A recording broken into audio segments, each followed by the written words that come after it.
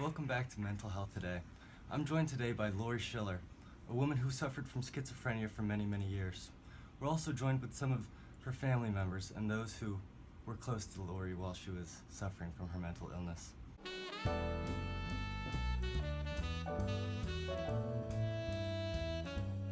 So for you, Lori, what was the primary way in which your mental illness manifested itself?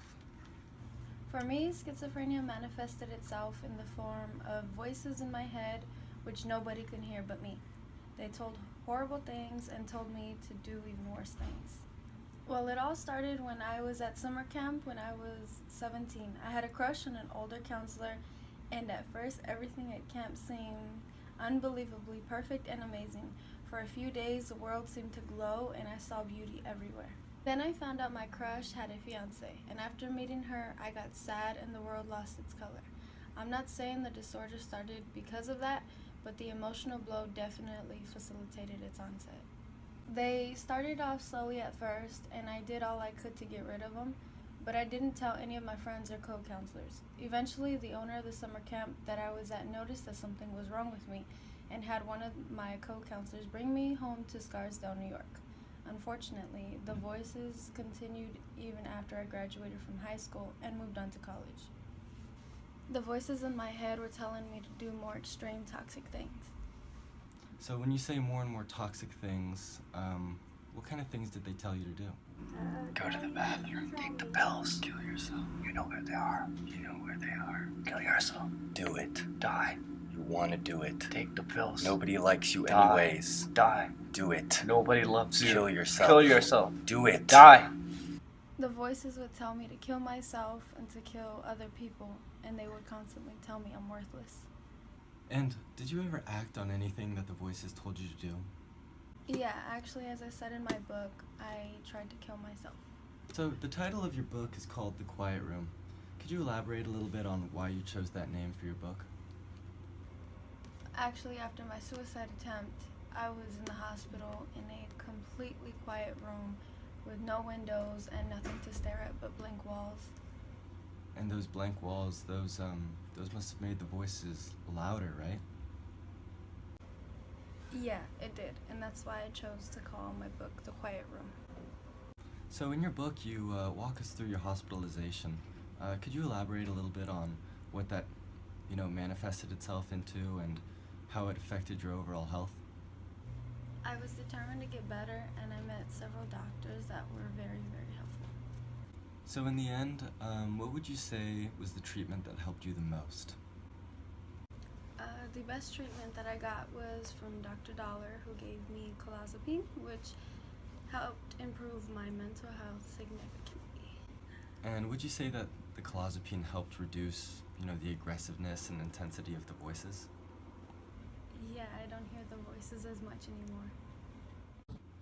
We're joined today with Dr. Dollar, who was Lori's primary physician through her hospitalization.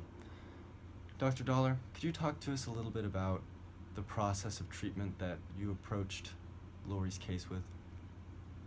Everyone in the unit believed that Lori was someone worth fighting for.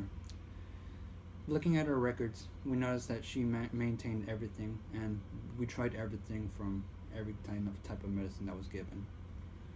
We believed that she was worth fighting for because I developed a relationship with her in order to help her maintain her sanity.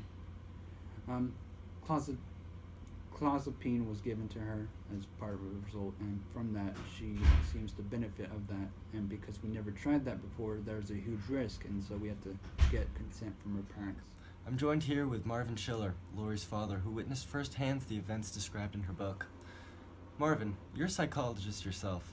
Could you describe some of the first symptoms of Lori's madness that you first saw? I'm not proud of this, but I have to admit that at first I was in denial of her condition. I did not acknowledge her symptoms for what they were, and I convinced myself that she would be fine and that she's okay and there's nothing wrong with her. So, Marvin, obviously a pivotal part in your life and also in this book was Lori's suicide attempt. Could you walk us through some of the stages of that and how it felt to come to terms with the fact that your daughter tried to take her own life?